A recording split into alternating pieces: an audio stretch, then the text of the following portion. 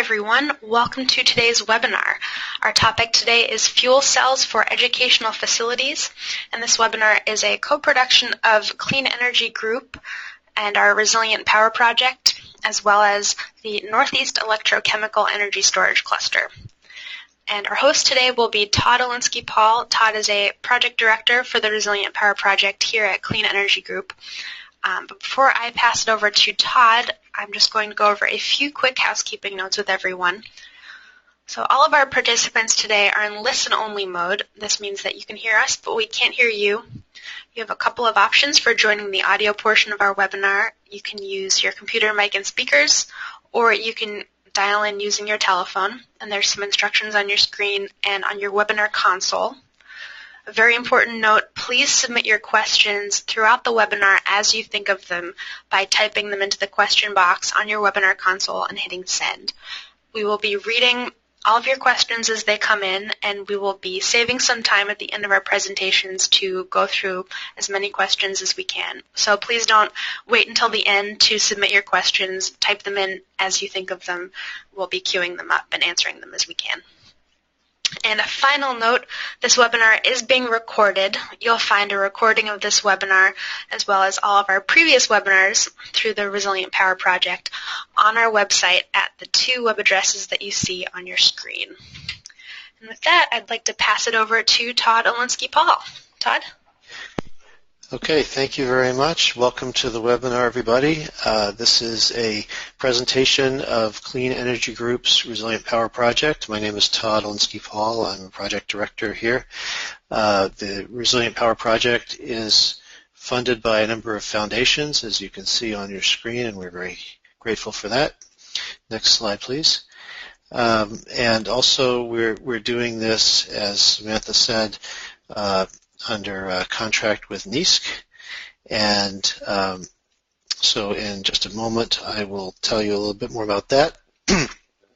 I wanted to mention that we do, under our Resilient Power Project, produce a lot of these webinars. We also produce a good number of reports and other types of publications. Everything that we produce is free on our website. And this webinar will be archived with all the rest and will be freely available on the website to be viewed and downloaded later. So basically, the point of the Resilient Power Project is to increase investment in clean, resilient power systems, both public and private investment.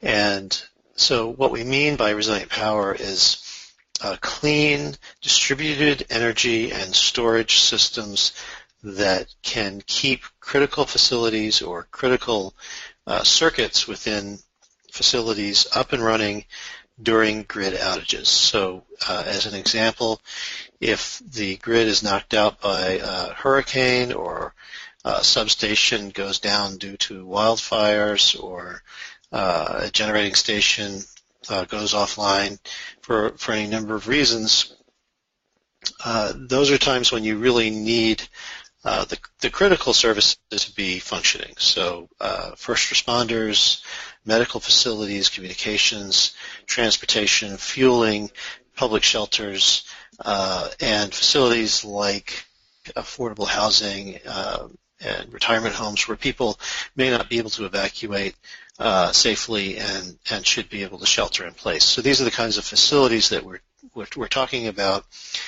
when we talk about resilient power. Next slide, please. So I told you that we are doing this under contract with NEESC, the Northeast Electrochemical Energy Storage Cluster, which is a network of industry, academic, government, and non-governmental leaders working together to help businesses provide energy storage solutions, specifically fuel cells and hydrogen fuel cells. Next slide, please. So that brings me to today's presentation. We will be hearing about the use of hydrogen fuel cells for resiliency in educational facilities, which includes schools, which are often used as public shelters, and universities. There's been a number of cases where this is the technology of choice for these types of institutions, and so that's what we're going to be talking about today. We have 3 guest speakers, and I'll go through and introduce them briefly in the order in which they'll be speaking. First up, we have Kenneth McCord, Director of Marketing Strategy for Doosan Fuel Cell America. He has responsibility for market strategy, product management, marketing and communications, and government relations at Doosan. Previously, he acted as Product and Applications Engineering Manager for 7 years with UTC Power. He's developed extensive knowledge in the alternative energy field through hundreds of project development efforts for technologies including fuel cells, microturbines, and organic Rankine cycle waste-to-heat electricity machines. I assume that would otherwise be known as CHP. Then we have Ken Frisbie will be presenting. He's the Managing Director of Biofuels Energy, LLC. Ken previously worked as a commercial lending officer with Crocker National Bank, as a financial consultant with Deloitte Haskins & Sells, and as CFO of a $70 million plastics company. He's also built a company called Fluid Ink Technology. He has an undergraduate degree from the University of San Diego in Business Administration and an MBA from the University of Southern California. Finally, we will hear from Erik Robie, the Commercial and Industrial Sales Manager for Connecticut Natural Gas and Southern Connecticut Natural Gas.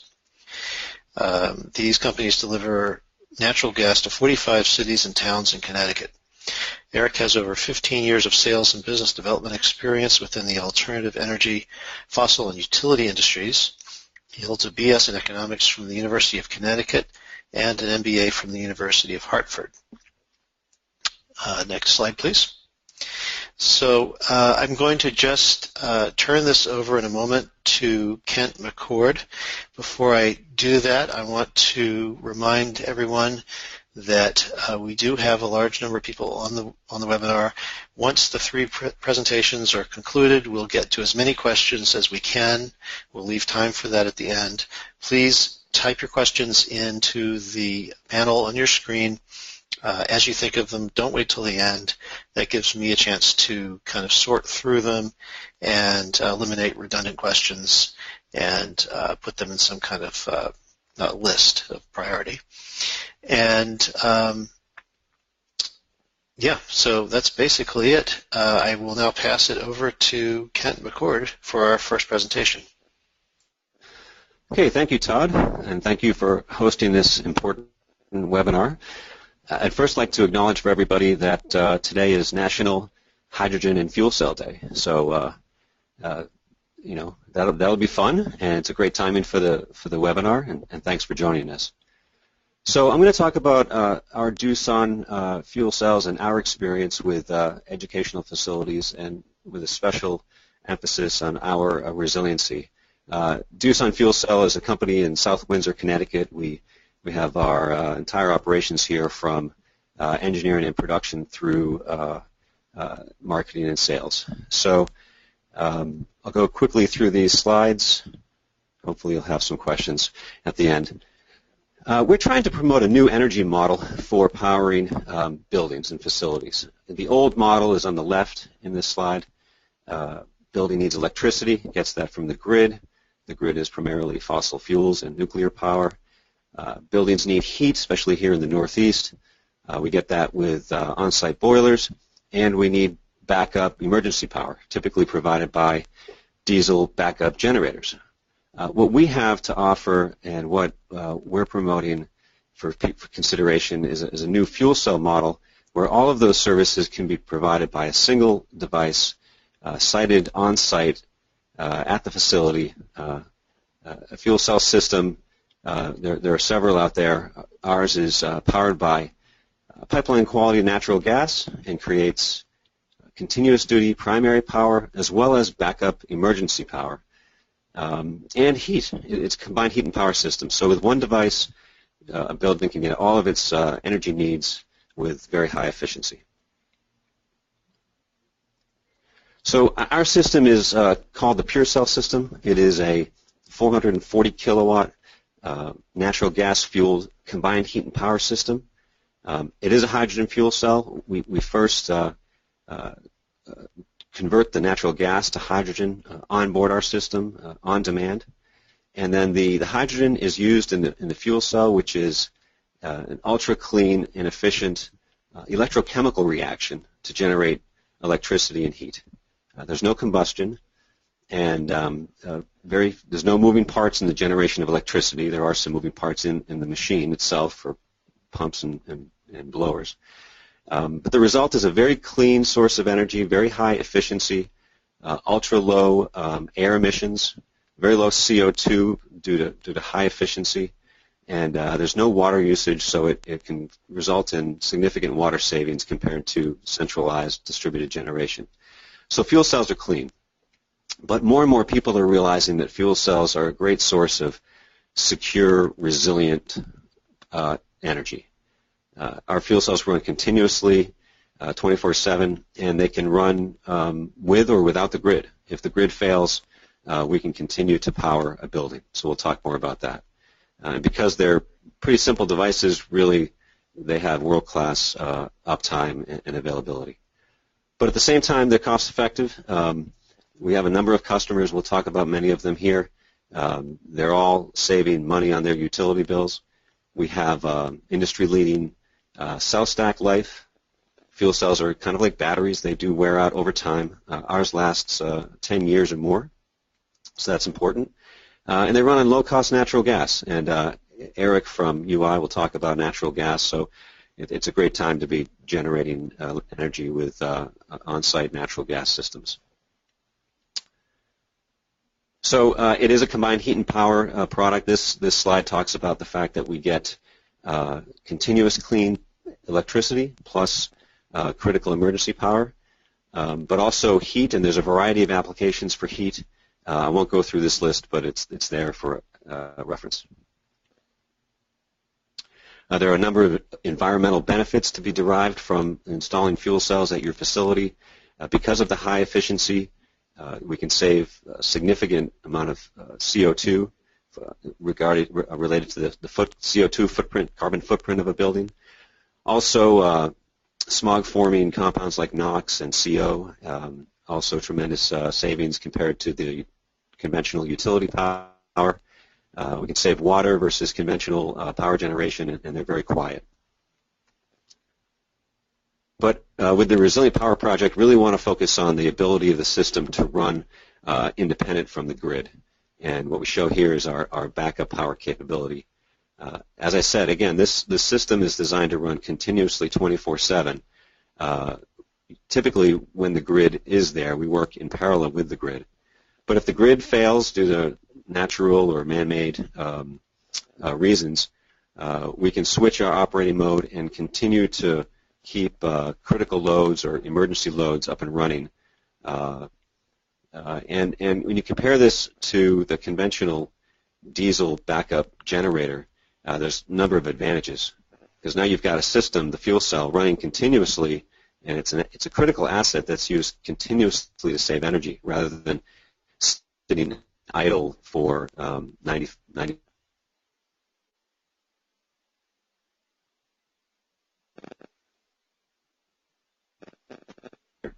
There's no periodic testing required. The fuel cell is much quieter, cleaner, and we think running on the highly reliable natural gas network is actually an advantage compared to running on local diesel fuel, which outage. So we think it's a new model of powering, providing critical power to a building. And we have, unfortunately, here in the Northeast, we've experienced some really difficult natural disasters in the last few years. Fortunately, our fuel cell performed very well throughout those events. During Hurricane Sandy, we had 23 systems running in the impacted area. All maintained operation during the storm, and Stop and Shop in Torrington, Connecticut, definitely benefited. When the grid failed, the fuel cell continued to run and keeping the store open. During our crazy winter storm in 2011, We had a number of customers use our fuel cell. South Windsor High School was able to keep their fuel cell running, and as Todd talked about, used the high school as a community shelter, providing not only power but heat to the local community when they lost power for more than a week. And then even in San Diego, we have an example of a supermarket that lost utility power, and the fuel cell there was able to keep that up and running. Economics are very important. All of our customers, nobody's really interested in charitable donations to Doosan, and they're able to save significant money on their utility bills. This is an example in Connecticut where the total cost of ownership over a 20-year period is in the range of 9.2 cents per kilowatt hour versus utility power for a large building of about 13 cents per kilowatt hour. There are federal and state incentives that support the installation of these fuel cells. I'm not going to talk a lot about it here, but feel free to contact us for more information. Our educational facility customers, we have 9 of these systems operating across 8 different customer sites. I'll just read them quickly. University of Connecticut, Rochester Institute of Technology, Hamden High School, New Haven Public Schools, that's a middle and high school, Western Connecticut State University, as well as Eastern, Norco College in the middle, and then I think Ken from Biofuels will talk about our recent project at California State University. These are all the latest 440 kilowatt product. There is, like South Windsor High School, was a 200 kilowatt product from our previous product. So just to talk about a few of these in some more detail, University of Connecticut is an important customer. They installed one of these systems in 2012, and it's been running well ever since in a continuous duty baseload operating mode.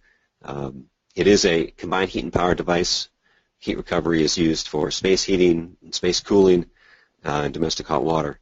But very interesting is that UConn was one of the initial recipients of the Connecticut Microgrid Award program, and they are planning to build a microgrid for this small satellite campus that they call the Depot campus.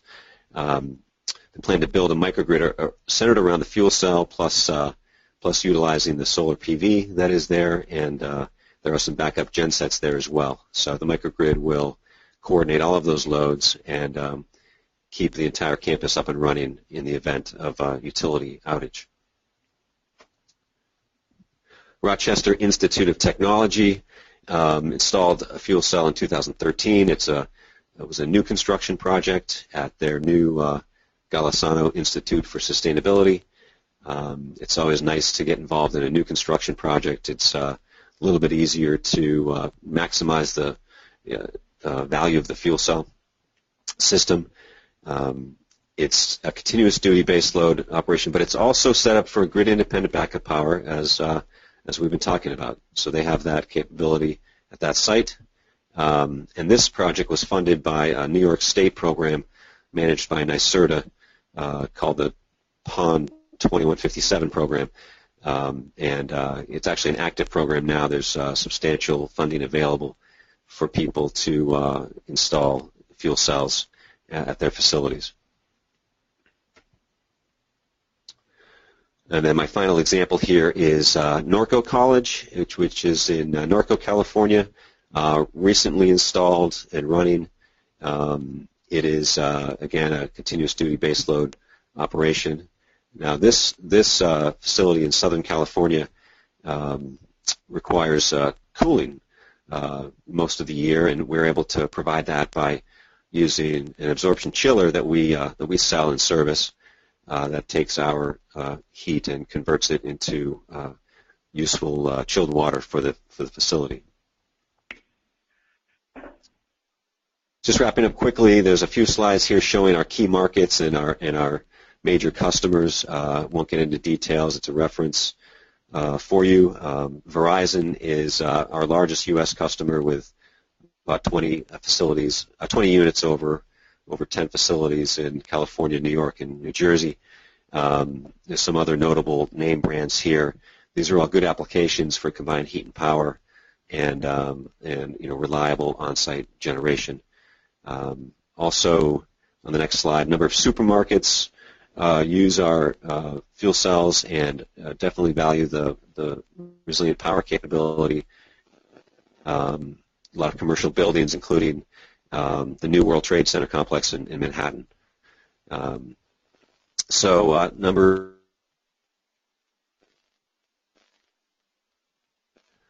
finally, just a quick note here about our company. We are part of the Doosan Group, which is a multinational company with over $20 billion in revenue and over 40,000 employees. In the U.S., Doosan owns Bobcat, so it's probably a brand name that you do recognize. Doosan's a major player in power generation market, large-scale nuclear, coal, power generation, and water desalination, as well as construction equipment. And we are Doosan Fuel Cell in South Windsor, Connecticut. Again, that's where we engineer, manufacture, and support all the fuel cell operations. So thank you. And this last slide, those are, I wish those were my children. My children would probably love to be on this slide here. But there's my contact information if you need to get a hold of me. Thank you. Thanks, Todd. Okay, thank you, Kent. We're going to go ahead with Ken's presentation and then Erik's, and then we will get to as many of these questions as we can. We do have some questions coming in. Please do send them in now if you have them. So we will go now to Ken Frisbie of Biofuels Energy. Okay, thank you very much. Biofuels Energy is located in San Diego, California. We've been around since 2007. We are project-based developers. Our focus has been on both fuel cells for institutional environment and developing biogas sources, some of which are used in those fuel cells.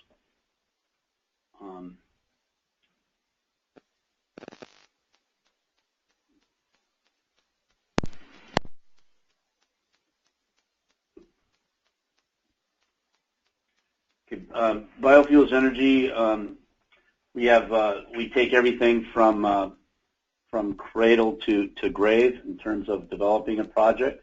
We do not ask our customers to pay any out-of-pocket money. We pay for the purchase of the equipment. We install the equipment, do the interconnection with the local utility, handle all the permitting, and coordinate the operations of the fuel cell with the fuel cell manufacturer. We currently have about 5.5 megawatts of fuel cell power under our ownership. Those include at the University of California, San Diego, we have a 2.8 megawatt fuel cell. City of San Diego, we have two facilities. One is a 1.4 megawatt fuel cell, and another is a 300 kW fuel cell. And we are in the final stages of wrapping up the installation for an 880 kW unit at California State University San Marcos. In addition to, as I mentioned earlier, in addition to our capabilities and knowledge of the fuel cell market, we also have developed biogas purification capabilities at the City of San Diego wastewater treatment plant. And in that particular process, we take the digester gas from the city's digesters. We purify that gas, put that gas into the natural gas pipeline, and nominate that renewable biogas to our fuel cell customers.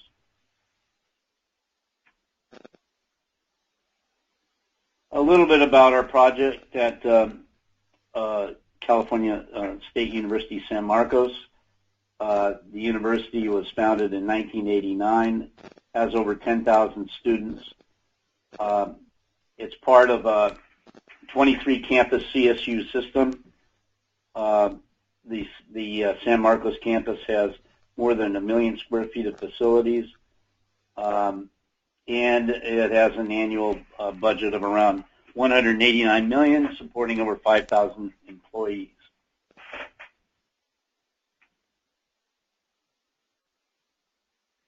This is a snapshot picture of Cal State University San Marcos. Nothing special here, just a aerial view of the campus.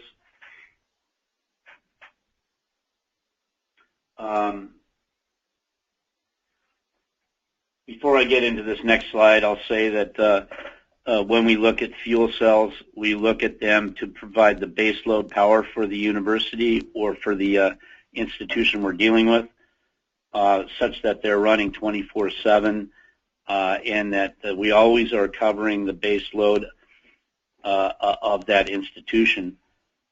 However, these campuses will spike up and may, for instance, at Cal State University San Marcos, we're providing 880 kW of baseload power, but their daily power can spike up to 3 megawatts and then spike down in the evening.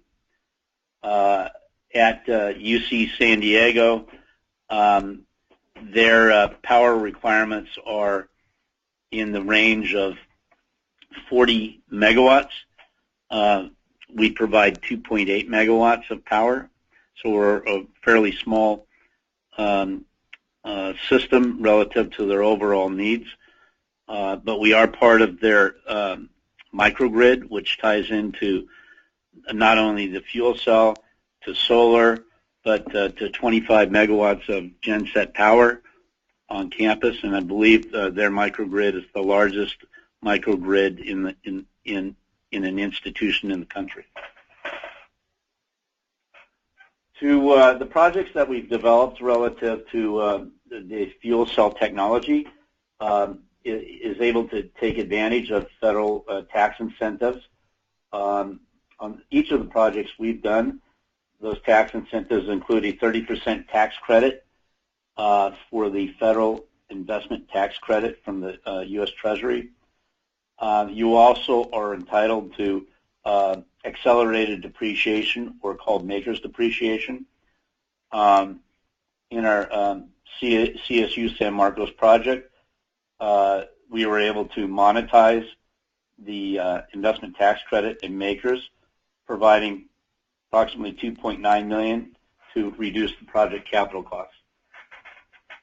I will say that this 30% investment tax credit is currently scheduled to expire at the end of 2016.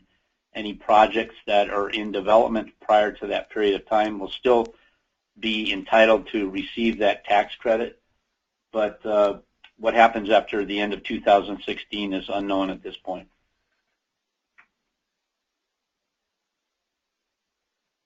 Also, in our projects in the state of California, there is a program called the Self-Generation Incentive Program that is handled by the California Public Utility Commission, and it's for qualifying distributed energy sources, which include fuel cells. For the again, for our project at Cal State University, that qualified us for $1.98 million of what they call Self-Generation Incentive Program benefits. Again, we put that together with our investment tax credits to help reduce the overall capital cost of the project. This is there's a little chart on the 3 different well-known stationary fuel cell manufacturers and different products that you can look at and that compare side by side with each other. If you look at the Bloom Energy product, it runs at 1,300 degrees Fahrenheit approximately, and has approximately a 3-year cell stack life. Fuel cell energy runs roughly at the same operating temperature with the 5-year cell stack life. The pure cell Doosan unit runs at a much lower temperature at 375 and has a longer cell stack life. So I won't go through each of these different comparisons, but you can look at them for yourself. The fuel cell has its own characteristics. One note is Bloom Energy is a electric-only fuel cell, whereas fuel cell energy and Doosan pure cell are combined heat and power capabilities.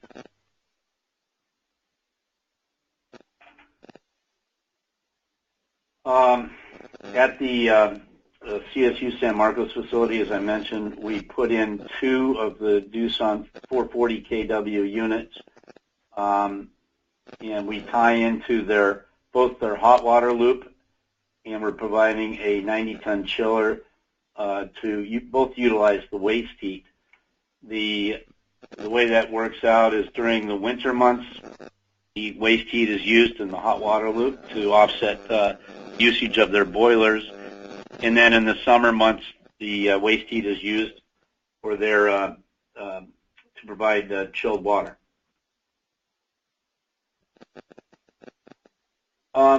Fuel cells in California are California Air Resource Board compliant, and they're exempt from AB 32 greenhouse gas emission requirements.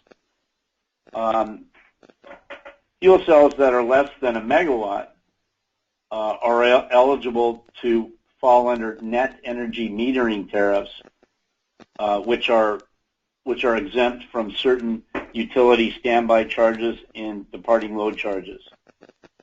As mentioned earlier by Kent, fuel cells can act as an island feature and backup for a generator. Also, certain fuel cell technologies, including the Doosan Pure Cell, have the ability to load follow in addition to acting as in a grid independent mode.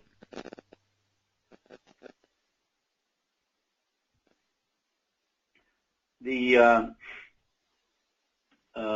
Pure Cell units have no water consumption. That's important in the state of California because of our drought situation. These particular fuel cells have a 10-year stack life. As I mentioned earlier in the prior slide, they run at a lower temperature versus Bloom and fuel cell energy that run at higher temperatures. The Pure Cell unit has a system reliability of around 97%. That's the end of my slides. I will say that an interesting avenue of utilization of fuel cells coming down the road is pairing them up with energy storage systems, such that the fuel cell generating the power at nighttime is the cheapest time. That energy is put into an energy storage device, of which then is released during the daytime, offsetting their peak electricity pricing. We're seeing more and more of that being developed, and I think that's probably the wave of the future. Thank you very much. Okay, and thank you, Ken. That's very interesting about the pairing of fuel cells with batteries. I assume you could pair, well, pair isn't the right word, but you could combine fuel cells, batteries, and solar PV and have low-cost power generated during the day and during the night with storage to buffer, which would be a very interesting system. Okay, we're going to move along to our third presenter, Erik Roby from Connecticut Natural Gas and Southern Connecticut Natural Gas. And as soon as that's done, we will go ahead and answer as many questions as we have time to get to. So, Erik, take it away. Thank you, Todd. Great presentations from both Kent and Ken. And As Todd indicated before, just a little housekeeping, I am the Commercial and Industrial Sales Manager for UIL Holdings Company. I'm directly responsible for two of the three UIL gas utility companies, both Southern Connecticut Gas and Connecticut Natural Gas. Now, as a bit of, I'm going to try to advance the slides here. I'm not sure if I have control. Oh, there we go. As a bit of housekeeping, UIL also owns United Illuminating and Berkshire Gas, and collectively we have over 700,000 customers in 2 states. And Ken and Kent both gave some really great examples of fuel cell systems and some real-world examples at educational facilities. So I thought I'd give you the utilities perspective of these type of projects, these type of fuel cell projects. I'll first start with the utility model, really what's in it for the utilities as they look at these projects. Then secondly, natural gas in the Northeast, which I think is important. As Kent alluded to, nobody's making donations to the companies like Doosan for their fuel cells. It has to make economic sense, and with natural gas and the pricing where it is today, it does make economic sense. I'll also talk a little bit about what our customers are saying. We constantly solicit feedback from our customers to find out what new solutions they want to see, and we try to create incentives and remove some of the barriers so they can get those new solutions. I'll also talk about the benefits as we see them, and then some of the incentives that are available out there. So without further ado, so what's in it for me? From a natural gas utility perspective, and I also mentioned that we own both the electric and the gas companies. The electric utility model is very different from the gas model. The electric utility model is a necessity and it's a must-serve utility, meaning that if a new customer comes onto within our distribution service territory, we need to serve that customer. In natural gas customers have a choice. They can use different heating fuels, propane, oil. They can choose to generate their heat from electricity. We obviously want them to choose gas, and fuel cells use gas, and they're treated as new customers for the utility and the gas utility. Fuel cells ultimately help us, the gas utility, with our units, our new customer acquisition goals. So that kind of covers that first bullet there. Secondly, the fuel cells add significant load. For each new project that we evaluate, we need to compare the revenues of that project to the cost of that project. If the revenues of that project cover the costs in Connecticut over a 25-year period, we can proceed and we could run the new gas mains and the new services for that project. What really that means is that we can't burden our ratepayers with any projects that present a poor return on investment unless that project is willing to contribute to that project. When you look at a fuel cell project, almost always the fuel cell project provides a solid return on investment for the utilities. So we can expand further, we can give access to more customers on the way to that fuel cell. So there's great societal benefit of these projects. The third and fourth bullet, the base load consumption. Fuel cells provide an excellent revenue stream and are base loaded. They don't impact our distribution systems like large commercial boilers would that are heating boilers would that only turn on when the temperature dips. And that we have a very, obviously, with the natural gas and utility industry, we have a very seasonal demand profile. The fuel cells help to flatten that profile a bit. We can plan for these loads much more effectively, which is a real benefit for a distribution utility company. 5, long-term customers. These customer relationships that we have, they're typically, when you see a fuel cell project get installed, it's anywhere from 10 to 20 years, and we like to see those long-term relationships. And then ultimately, at the end of the day, the base load generation and I'll switch hats here on the electric side of the house, because we do have the electric utility, it does help to reduce grid congestion because we're now taking, in the case of Doosan, 400 kilowatts 24 hours a day, 7 days a week off of our distribution system. We're still there and operate in parallel with them as a backup and an additional layer of redundancy, but they are base loaded 24 hours a day, 7 days a week, unlike some of the distributed generation systems like your solar or wind, which are very difficult for utilities to manage because of the intermittent nature of those distributed resources. And then lastly, revenue decoupling. Somebody usually asks, while we're a gas utility company, and while the gas company is getting additional revenue from these fuel cells, doesn't your electric utility lose that revenue? And really the answer is yes. However, our regulators as well as the utilities themselves recognize the benefit of promoting efficient distributed generation resources like fuel cells and the need for these type of resources out in our distribution territory.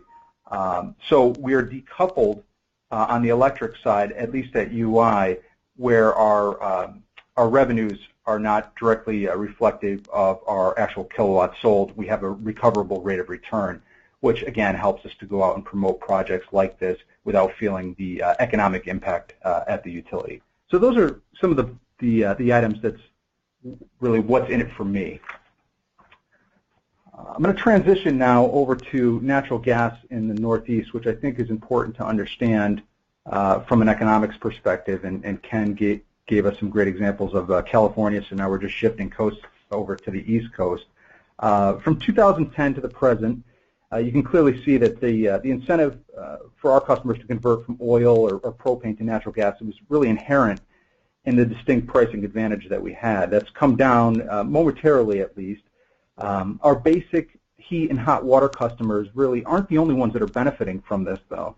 Natural gas distributed generation, like fuel cells, are benefiting from these low prices, meaning that they can take a highly efficient fuel cell, convert this cheap gas into cheap electricity.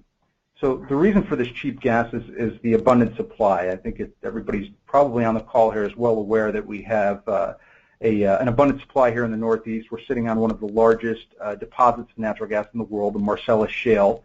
But access to this gas really hasn't developed as quickly as the extraction of the gas. So that's created some issues within the Northeast as far as capacity constraints during those winter months when everybody goes to turn on their heating systems. Now, this doesn't affect our typical heat and hot water customer. It's really, it affects the large merchant power plants, which then drives up the price of electricity. Because we have a firm commitment to the heating customers, we don't have that same firm commitment to the large merchant power plants. So they buy their commodity on the spot market when it's very expensive during those winter months. Now, fuel cell customers are somewhat shielded from this capacity issue because they are treated as firm customers for the utilities, just like our would be. Many fuel cell plants have even locked in long-term gas contracts, so they see really little to no impact of the rising electric rates during those winter months. In short, municipalities or educational facilities that have installed these fuel cell systems have been able to take advantage of the low gas prices to ultimately lower their operating costs and stabilize really a major component of their operating expense, both the heat and the electricity, and to levelize some of those operating costs.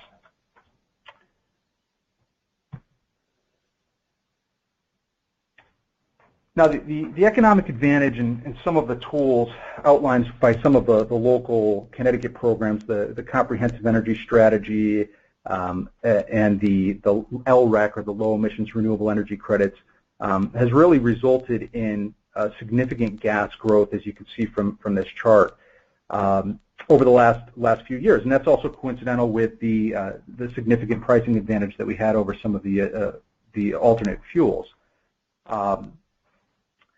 We continue to convert hundreds of conversions per month. However, many of these conversions are what I consider the low-hanging fruit customers.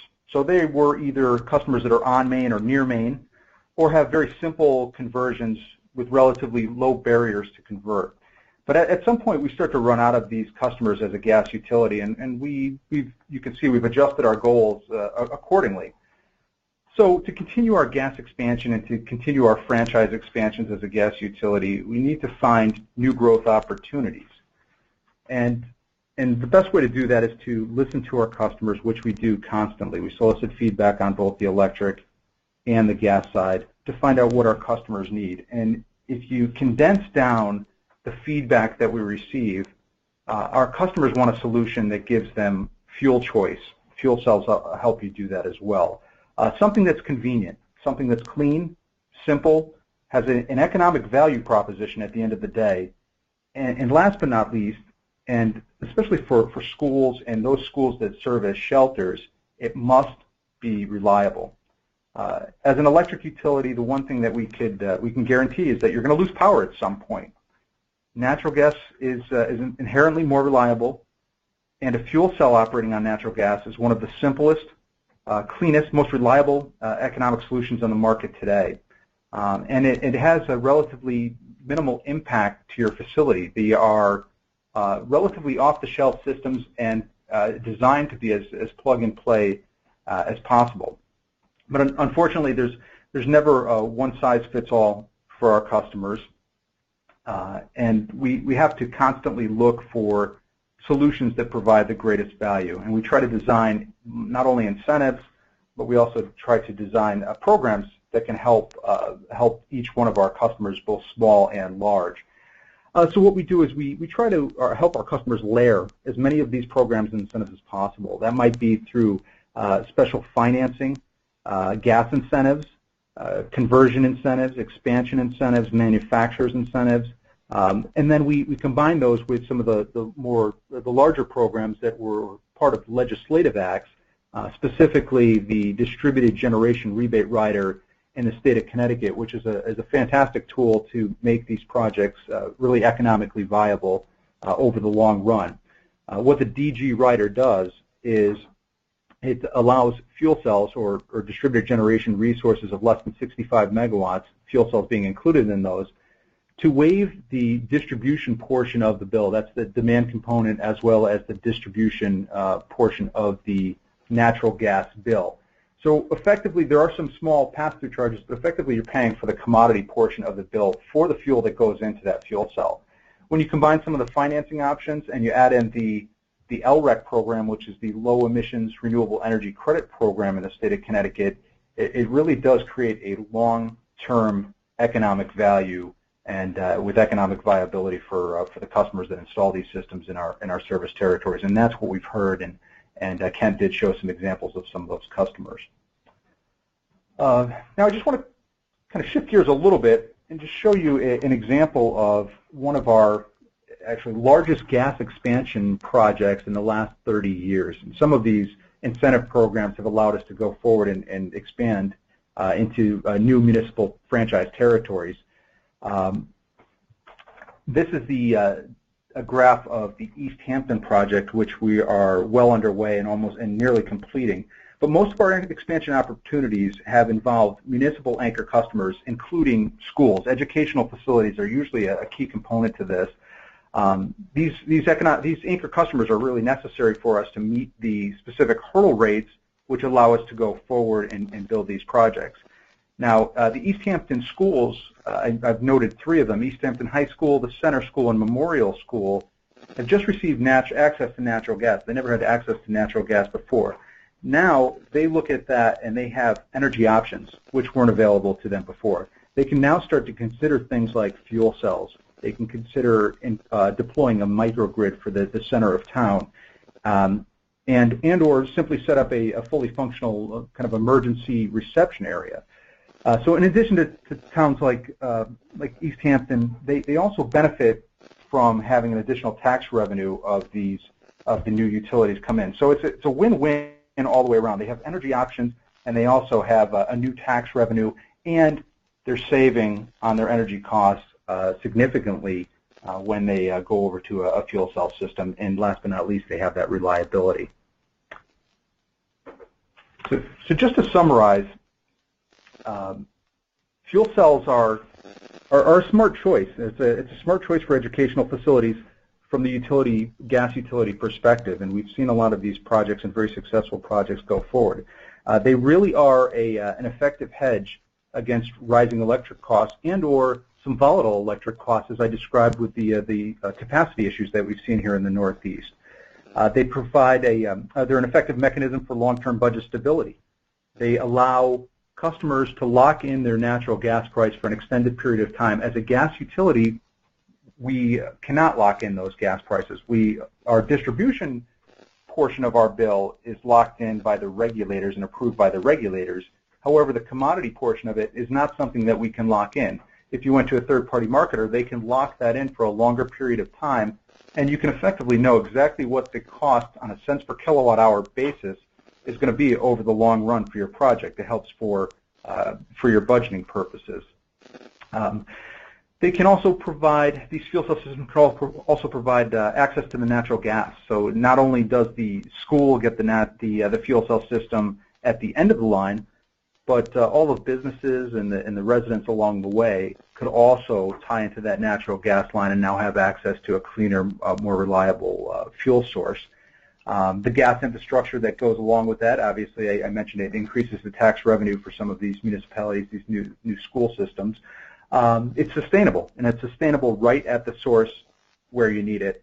And then last but not least, it's the power reliability. So overall, there's kind of a three-legged stool, if you will. Customers want something that's clean, it's economic, and it's reliable. And fuel cells at educational facilities do offer that for the customers that we have. So Todd, with that, I believe that's my last slide, and I will turn it back over to you. Great. Thanks very much, and thanks to all our presenters. We have a lot of questions, and we'll try to get to as many as we can. So starting out, we have a couple questions for Kent on the Doosan units. First of all, what are the CO2 emissions, and what kind of absorption chiller does Doosan use? Good question. So CO2 emissions, when you're only using the electric only, it's about 1,000 kilograms per megawatt hour, which is lower than most utility grids. And then when you can, 1,000 pounds per megawatt hour. And when you use heat recovery, you can get that down to about 450 pounds per megawatt hour, which is, cleaner than any other, lower emissions than any other fossil fuel, continuous duty device you can access. Second question was the chiller. We use a line of chillers from World Energy, which has a very broad line of chillers. We've had a lot of success with the World Energy chillers. Okay, great. And another question for you. Can you comment on the ability and range for a Doosan fuel cell to follow load, go into idle mode, and set frequency and voltage if the grid fails and the interconnection circuit opens? Oh, good question. Good question. Yeah, we do have an electric load following capability. We can load follow at about 10 kilowatts per second is our capability. When we are islanded from the grid, we operate as a voltage source, keeping a stable voltage and frequency for the loads. In island mode, we can manage 50 kilowatt step loads, and we're looking to improve that. So I hope that answers the question. Okay, thank you. This is a question for Ken. What kind of battery technologies are you considering when pairing with fuel cells? We have not actually implemented a energy storage device with the fuel cell. Although there is the University of California at San Diego, as I mentioned, we have a 2.8 megawatt fuel cell over there. They themselves purchased 2.5 megawatts of energy storage, but I do not know the manufacturer's name. Okay. And do you see any operational differences between the various fuel cell technologies you have in your fleet? when you say operational difference, I guess the main thing is the restack time varies between stationary fuel cell manufacturer. And, in other words, the Doosan unit runs at a lower temperature, produces more heat, and Bloom Energy is electric only.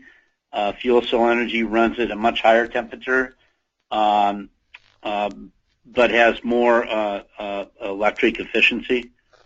So it just depends on what you're trying to accomplish, and depending on how long your power purchase agreement is, and within the context of that power purchase agreement, how many restacks you have to go to get there. Maybe for the benefit of people listening who may not be familiar with the technology, you could explain what a restack is. Sure. Fuel cells, as I reflected in the comparison chart that I put up on a PowerPoint, cell stack life, which is really the guts of a fuel cell, will have a duration of X amount of years, and they're each different. Bloom Energy has a 3-year cell stack life. Fuel cell energy is 5 years, and Doosan Pure Cell is 10 years. And what happens at the end of that period of time, the fuel cell manufacturer replaces the cell stack so that you can get another 5 years or another 10 years.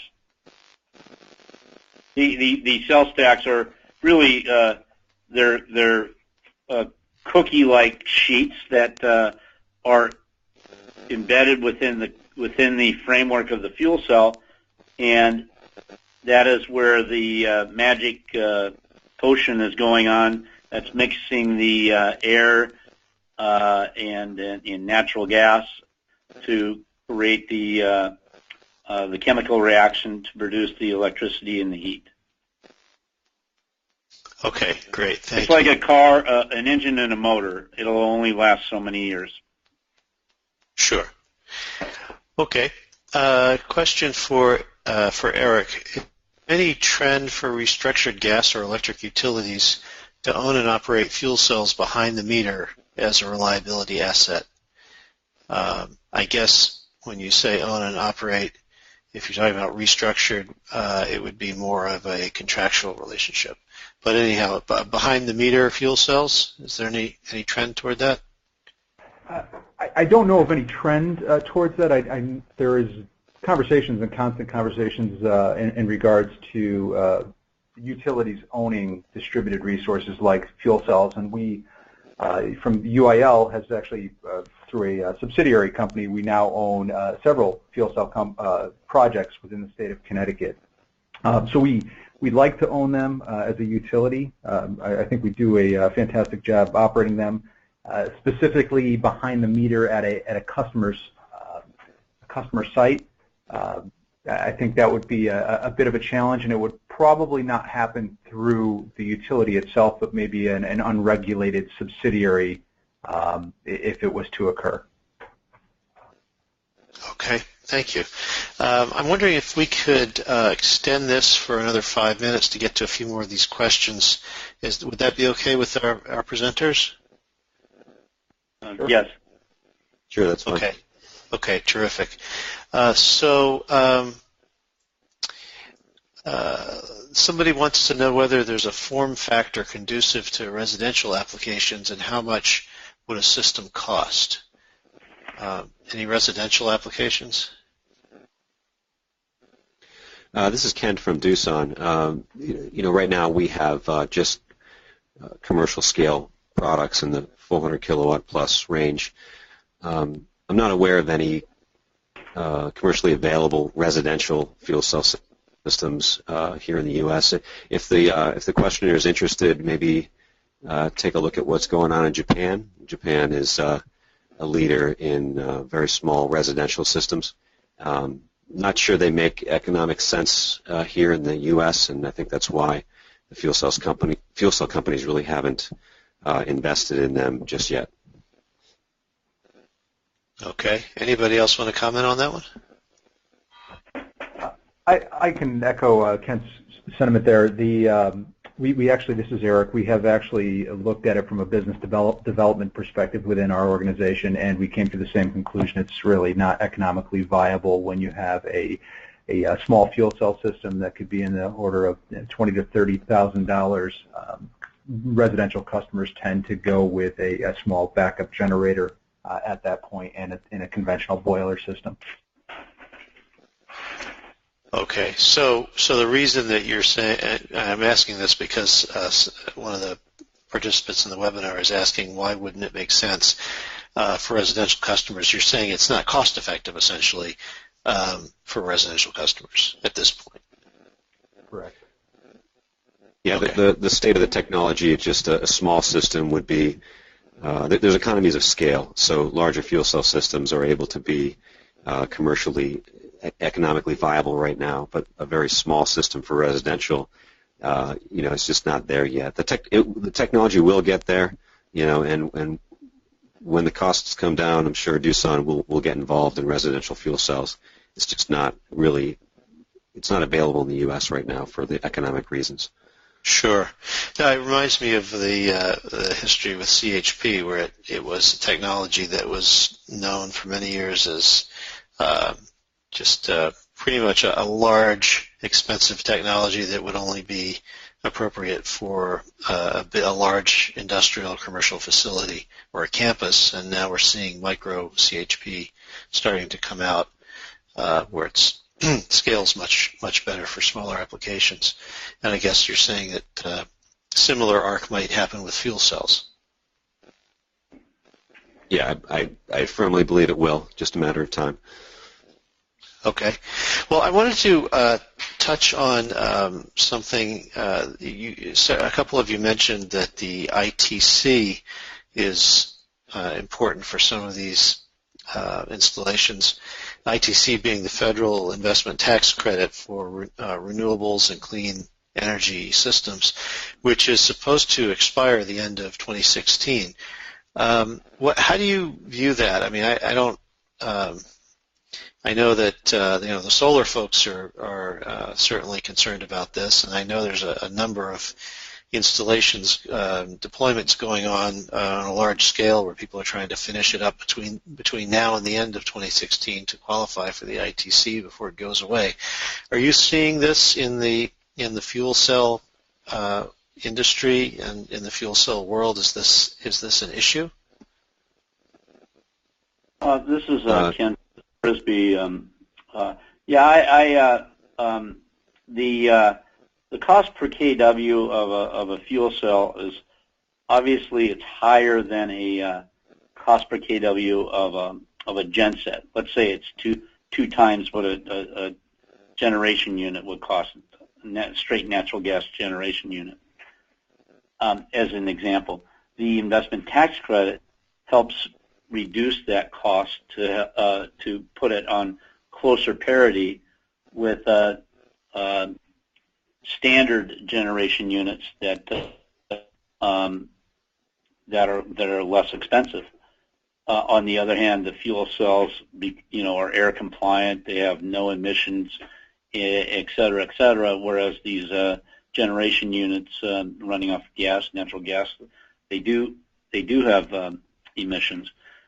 The investment tax credit helps bring that down, and Kent could probably talk about the idea behind the fuel cell manufacturer is to, by increased production, more units brings the cost per kW down.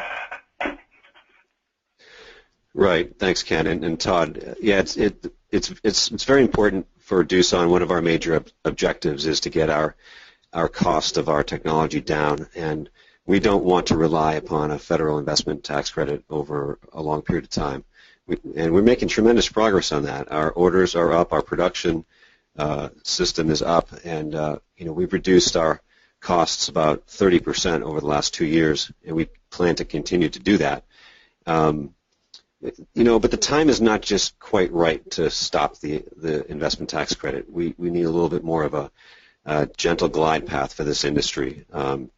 It's planning to go away at the end of 2016, And we think it's important that there's an extension made to the tax credit, that Congress pushes forward in an extension. There was recently a bill proposed by Representative Larson, and that we support.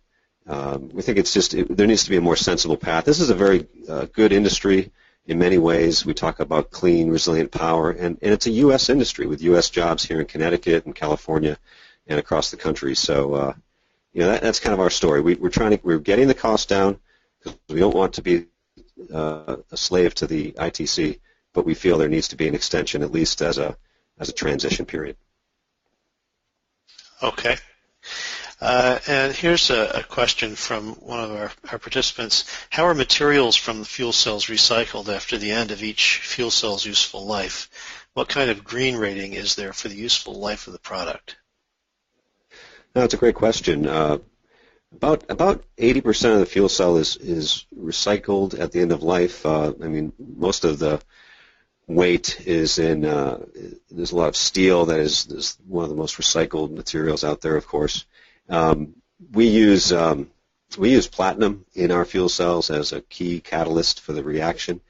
About 95% of that platinum is recycled and reused in the next products. So it's important to us, and especially under this large multinational company of Doosan, the life cycle kind of cradle-to-cradle mentality approach is important for us, and we take back the fuel cells and recycle a very high proportion of the content. Okay, I'm not great. familiar with a green rating. If anybody wants to send me more information about that, I think I'd love to hear more about that. Okay. Well, I think that's going to have to be it for today. We've exceeded our time here. I want to thank the speakers for today, Kent McCord, Ken Frisbie, and Erik Robie. I also want to mention that a lot of webinars coming up. Samantha, if you can, I don't know if we have anything on a slide, but I know you could probably speak to this in a moment. We have numerous webinars scheduled, and a number of them for this month, which happens to be the third anniversary of Hurricane Sandy and its devastating effect in the Northeast along the coast.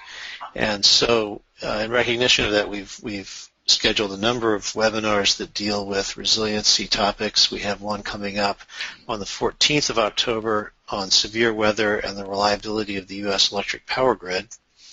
And as I said, there's a number of other ones. You see there's a link there on the screen you can go to register for these webinars and see what's coming up. Also wanted to mention that today's webinar was on fuel cells in schools and educational facilities.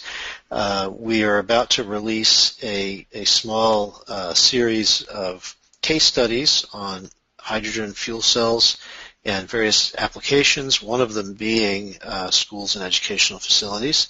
And so look for those. We'll send those out to you if you're on our email list, which you can get on by going to our website. Samantha, anything else to announce? Sure. Well, I just want to draw people's attention to the links on our screen. Our web address, resilientpower.org, resilient-power.org. That's where you will find information about our upcoming webinars, all of our other resources, and there's also a URL on the screen that you can use to sign up for our newsletters. And we do have several webinars in the pipeline, as Todd mentioned. We don't have details for all of them posted online yet, but when we do have them, they will be on our website. So just stay tuned. Okay. Thanks again to our presenters and everybody who participated. We'll see you next time. Bye-bye. Thank you.